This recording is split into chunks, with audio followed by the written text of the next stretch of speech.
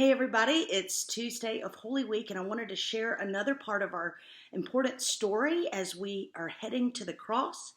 And let me just remind you of what we talked about yesterday. So, yesterday, Jesus had come into Jerusalem, and he did the first thing that he always did. He went to the temple. He went to the temple to worship and to be with God's people. And what he found, he was not pleased with. He found that there were people in the temple selling items, and it made him very angry.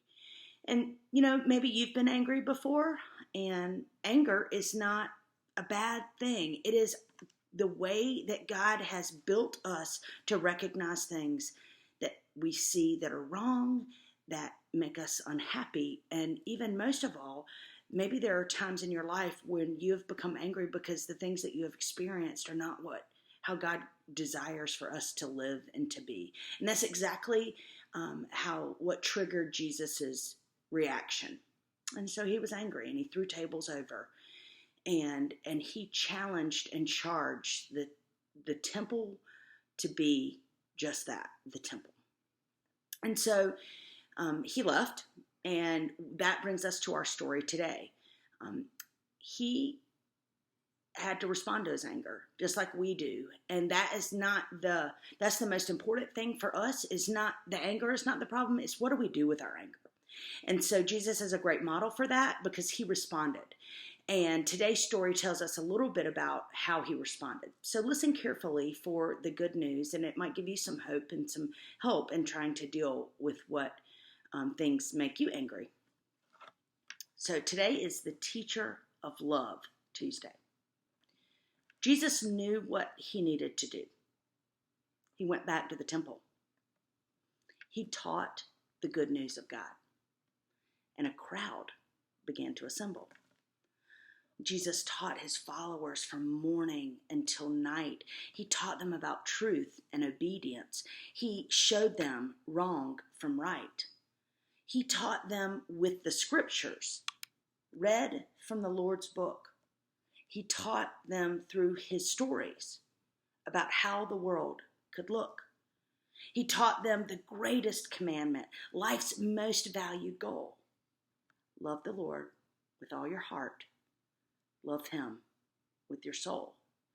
He taught them to love their neighbors.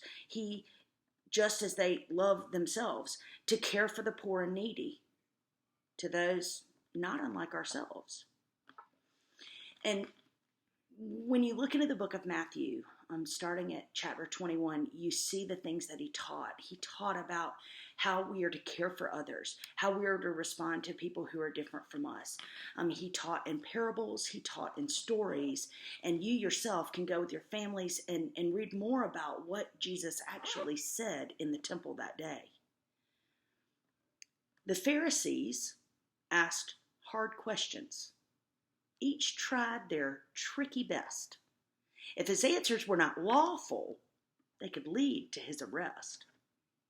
Jesus knew that they were sneaky, yet he answered with the truth.